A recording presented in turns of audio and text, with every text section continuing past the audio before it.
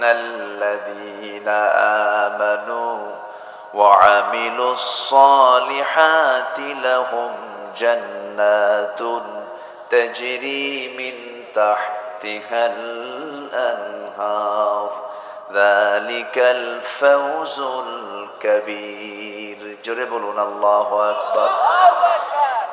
এক নম্বর হলো নিঃসন্দেহে যারা ঈমান আনবে এবং নেক আমল করবে তাদের জন্য আমি আল্লাহ রাব্বুল আলামিন স্থায়ী জান্নাত রেখে দিয়েছি, এমন পার্মানেন্ট জান্নাত যার নিচ দিয়ে নহর প্রবাহিত। 4টা নহর থাকবে জান্নাতে। কয়টা নহর বলেন? 4টা নহর থাকবে। দুধের নহর থাকবে, মধুর নহর থাকবে, শরাবের নহর থাকবে, পানির নহর থাকবে। হয়তো মনে মনে বলছেন হুজুর শরাব, কোন ধরনের ড্রিঙ্কস থাকবে সেখানে? পচা মদ থাকবে না, যা খায়া লিভার নষ্ট হবে, চোখ লাল হয়ে যাবে, বেহুশ হয়ে যাবে, এমন কোনো মাদক সেখানে থাকবে না। এমন শরাব সেখানে থাকবে, যে শরাব, যে জুস, যে লিকুইড পান করলে পরে, যে ড্রিঙ্কস পান করলে পরে ওই জান্নাতে যুবকের যৌবন ডাবল ডাবল, দ্বিগুণ দ্বিগুণ হয়ে যাবে। জোরে বলি সুবহানাল্লাহ। দুনিয়ার খাবার খেলে মানুষ বুড়া হয়ে যায়, শিশু ধীরে ধীরে কিশোর হয়ে যায়, যুবক ধীরে ধীরে বয়সের দিকে চলে যায়। কিন্তু জান্নাতের খাবারটা এমন একটা খাবার, যে জান্নাতের খাবার খাবে ওই মানুষ কোনোদিন আর একটা বারের জন্য বুড়া হবে না। জোরে বলি সুবহানাল্লাহ। জান্নাতে কেউ বুড়া হবে? জান্নাতে বুড়া হওয়ার কোনো সুযোগ নাই। আল্লাহ রাব্বুল আলামিন জান্নাতি মানুষগুলোকে এত সুঠাম বানাবেন, এত মজবুত বানাবেন, তারা কখনো বুড়া হবে না, তাদের চামড়া কখনো কুঁচকে যাবে না, তাদের চোখ কখনো কম দেখবে না। জান্নাতের মধ্যে কোনো ঘুম থাকবে না, কারণ ঘুম হলো লস। ঘুমটা কি বলেন? লস। আমরা যখন মরে যাই, আমরা যখন ঘুমাতে যখন, তখন কি আমরা কি করি? আল্লাহ মরতে গেলাম, দোয়া আছে না, আল্লাহ বিসমিকা কি আমুতু, মানে কি মৌত থেকে তামুত, আল্লাহ মরতে গেলাম, আবার তুমি আমার জিন্দা করো, আল্লাহ বিসমিকা আমুতু ওয়াহইয়া, তোমার নামে আবার জীবিত হতে চাই, আল্লাহ মরতে গেলাম। তো জান্নাতে গিয়েও যদি মরতে যান তাহলে লাভ কি? দুনিয়ার জিন্দেগির 70 বছর হিসাব করেন, ঘুমের চিন্তা করলে পরে শিশুকাল, বাল্যকাল, এগুলো সব মিলে দেখা যায় কাজ বেশি না ঘুম বেশি? বলেন বলেন বলেন বলেন। ঘুম বেশি। ঘুমটাই তো হলো দুনিয়াতে আমাদের বেশি হয়ে গেছে। কিন্তু আল্লাহ রাব্বুল আলামিন বলছেন, বান্দারে জান্নাতের মধ্যে কোনো ঘুম নাই, আবার জাহান্নামেও কোনো ঘুম নাই। সুম্মা লা ইয়ামুতু ফিহা ওয়া লা ইয়াহইয়া। জান্নাতেও কোনো ঘুম থাকবে না, আবার সে জান্নাতে আবার তাজাও থাকতে পারবে না, এমন মায়ের সেখানে হবে। এখানে যেমন রিমান্ড, জাহান্নামের মধ্যে রিমান্ড আছে না নাই বলেন? জাহান্নামের রিমান্ডের যে ফেরেশতা থাকবে, সেই ফেরেশতার চোখ নাই, কান নাই, চোখ নাই, কানও নাই, চোখ নাই, কানও নাই। চোখে দেখলে পরে দয়া হবে, এই জন্য চোখ রাখবেন না। কান নাই, আবার চিৎকার করলে পরে কানে শুনবেও না, কানা, চোখেও দেখে না, কানেও শোনে না, এমন প্রশাসন সেই জায়গায় দাঁড়িয়ে যাবে তাকে শাস্তি দেবার জন্য। মায়ের হবে, চোখে দেখবে না, কানলেও শুনবে না, শুধু মায়ের উপর মায়ের সেখানে হবে। এত শাস্তি হবে, চামড়া গুলো গলে গলে যাবে, জাহান্নামের আগুন দিয়া পুড়ে পুড়ে যাবে। আল্লাহ বলছেন, সুম্মা বাদদাল্লাহুম জুলুদান, চামড়াটাকে আমি আবার চেঞ্জ করব, যেন তোর কষ্ট যেন কম না হয়। আমার বন্ধুগণ, আল্লাহ যেমন আমরা রহমান জানি, রহিম জানি, আমার আল্লাহ আবার কাহার, তিনি জব্বার, তিনি কঠিন, তিনি। জাহান্নামটা এত ভয়ঙ্কর, জাহান্নামটা এত ডেঞ্জারাস জায়গা, যা সহ্য করার কোনো ক্ষমতা আমাদের নাই। এই জন্য আল্লাহর কাছে সবসময় বলতে হবে, আল্লাহ মেহেরবানি করে আমাকে জাহান্নাম থেকে বাঁচাও। والذين يبيتون لربهم سجدا وقياما والذين يقولون ربنا اصرف عنا عذاب جهنم إن عذابها كان غراما إنها ساءت مستقرا ومقاما। আমার বন্ধুগণ, জাহান্নামটা এত টকবক বলতেছে জাহান্নামটা তো ভয়ঙ্কর হবে, বান্দা কোনো কুল কিনারা পাবে না, জাহান্নামটা এত ভয়ঙ্কর হবে, এত বড় হবে। এই যে বিশাল সূর্য দেখতে পাচ্ছেন, এই সূর্যটা জাহান্নামের মুখে যদি নিক্ষেপ করে দেওয়া হয়, অবলীলা এই সূর্য জাহান্নামের মধ্যে হেরে যাবে। এত ভয়ঙ্কর সেই জাহান্নাম, সেই জাহান্নাম থেকে বাঁচার জন্য আমাকে আপনাকে সবচেয়ে বড় পুঁজি, সফল যদি হতে চান, স্থায়ী জান্নাত যদি আমরা পেতে চাই, একটা আমল আমাকে আপনাকে করতে হবে, একটা কাজ করতে হবে, তা হলো ভালো করে ঈমান আনতে হবে এবং নেক আমল করতে হবে। আমার ভাইরা, আমার বন্ধুগণ, ঈমান আছে আমল নেই লাভ হবে না, আমল আছে ঈমান নেই তাও লাভ হবে না। একটা প্রশ্ন করব, সবাই শুনবেন, উত্তর দিবেন। বলুন তো, আমার দেশে নামাজি বেশি না ঈমানদার বেশি?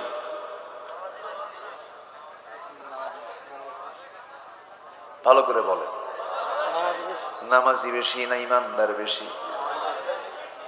নামাজ না পড়ি ঈমান আছে বলে, এরকম বলে? নামাজ না পড়ি ঈমান আছে আমার। এখন বলেন, নামাজি বেশি না ঈমানদার বেশি? ঠিক আছে না? ঈমানদার বেশি। নামাজ নাই কিন্তু ঈমান আছে, এবং চাপাও খুব শক্ত, এত শক্ত চাপা, চাপার উপরে ট্রাকের চাকা পড়লেও চাপা ভাঙ্গে না, এত শক্ত চাপা। নামাজ পড়ে না কিন্তু হিম্মত দিয়ে বলে আমি মুসলমান। অথচ আমার নবীজি বললেন, আল ফারকু বাইনাল মুমিন ওয়াল কাফির তারকুস সালাত। মুমিন এবং কাফিরের মাঝে পার্থক্য সৃষ্টিকারী হলো নামাজ। নামাজ পড়বে মুমিন, নামাজ না পড়বে সে কাফির। আল ফারকু বাইনাল মুমিন ওয়াল কাফির তারকুস সালাত। মান তারাকা সালাতান মুতাআম্মিদান ফাকাদ কাফার। যে ব্যক্তি ইচ্ছাকৃত এক ওয়াক্ত নামাজ ছাড়লো, সে যেন কুফরি করলো। আমার বন্ধুগণ, আমার আল্লাহ সবচেয়ে বেশি খেপে যান, সবচেয়ে বেশি রেগে যান বান্দা যখন কি করে বলেন? নামাজ ছেড়ে দেয়। জাহান্নামে যাওয়ার এক নাম্বার কারণ কি বলেন? যারা নামাজ, এক নাম্বার কারণ কি বলেন? নামাজ। তাহলে আমার দেশে এখন সবচেয়ে বড় অপরাধ হচ্ছে কি বলেন? বলেন কি ছেড়ে দেওয়া? নামাজ ছেড়ে দেওয়া। তাহলে এই দেশের এখন যত অপরাধ আছে আল্লাহর দৃষ্টিতে, আখিরাতের জন্য বাংলাদেশে ধরুন আজকে যত অপরাধ হয়েছে, সবচেয়ে বড় অপরাধ হলো কি অপরাধ বলেন? নামাজ ছেড়ে দেওয়া। আচ্ছা বলেন তো, নামাজ ছেড়ে দেওয়ার মতো এত বড় অপরাধকে নিয়ে সব দল কি চিন্তা করে? সব দল কি চিন্তা করে? কিন্তু কিছু দল আছে চিন্তা করে, আছে কিনা বলেন? আছে কিনা বলেন? সেটা কি অন ইসলামী দল না ইসলামী দল? অন ইসলামী দল না ইসলামী দল? আপনি কেমন মুসলিম, আপনি ইসলামী দল করেন না, আপনার মুসলমানিত্ব থাকতে পারে না। সোজা কথা। তাহলে আমার দেশে এমন কিছু দল আছে যে দল এত বড় একটা অপরাধ, নামাজ নিয়ে তাদের কোনো চিন্তা নাই। জনসভার ডাক দেয়, নেতা হাজির হয়ে যায়, শত শত নেতা মঞ্চে দাঁড়ানো বক্তৃতা দিচ্ছে, লক্ষ লক্ষ কর্মী জনসভায় হাজির হয়ে গেছে, বিশাল বড় মাঠ ভরে গেছে। জোহরের আজান হয়ে গেল, নামাজের খবর নাই। আসরের আজান হয়ে গেল, নামাজের খবর নাই। তাদের দলীয় যে কর্মসূচি, যে কার্যসূচির ভিতরে নামাজের কোনো এজেন্ডা নাই। 20 মিনিটের জন্য নামাজের বিরতি এমন কোনো কথাও নাই। যে দল করতে গেলে দলের নেতার নামাজের খবর থাকে না, নামাজের কোনো কর্মসূচিও থাকে না। সেই দলের নেতৃত্বকে মানা যাবে না। আর সেই সমস্ত বেনামাজি নেতৃত্বের মুখে আমরা জুতা মারি, থুতু মারি। দরকার নাই, খামাখা জাহান্নাম যাবো কেন? ওই দল করে জাহান্নাম যাওয়ার দরকার আছে? আস্তে জাহান্নাম যাওয়ার দরকার আছে? রাগ করতেছেন মনে হয় আপনারা। হুজুর এগুলো কি কন? এগুলো তো শুনতে আসি নাই, এগুলোই শুনতে হবে। জাহান্নাম থেকে বাঁচতে হবে ভাই। সবচেয়ে বড় চ্যালেঞ্জ হলো জাহান্নাম থেকে বাঁচা। জাহান্নাম থেকে বাঁচা মানে আপনি সফল। ফামান যুহজিহা আনিন নার ওয়া উদখিলাল জান্নাহ ফাকাদ ফাজ। জাহান্নাম থেকে বেঁচে যে জান্নাতে ঢুকলো সেই তো সফল। আল্লাহু আকবার। এজন্য জান্নাতে আমাকে ঢুকতেই হবে, জান্নাতে আমাকে প্রবেশ করতেই হবে। সবাই কি জান্নাতে যেতে রাজি আছেন? সবাই কি জান্নাতে যেতে রাজি আছেন? জাহান্নাম থেকে বাঁচার জন্য যে কাজগুলো তা করতে হবে। জাহান্নাম থেকে বাঁচার জন্য এক নাম্বার কাজ হলো, বলুন কি, বলুন বলুন বলুন বলুন, সবাই কি নামাজ 5 ওয়াক্ত পড়তে রাজি আছেন তো ইনশাআল্লাহ? যার বউ নামাজ পড়ে না কি করবেন বলেন? কি কইলো?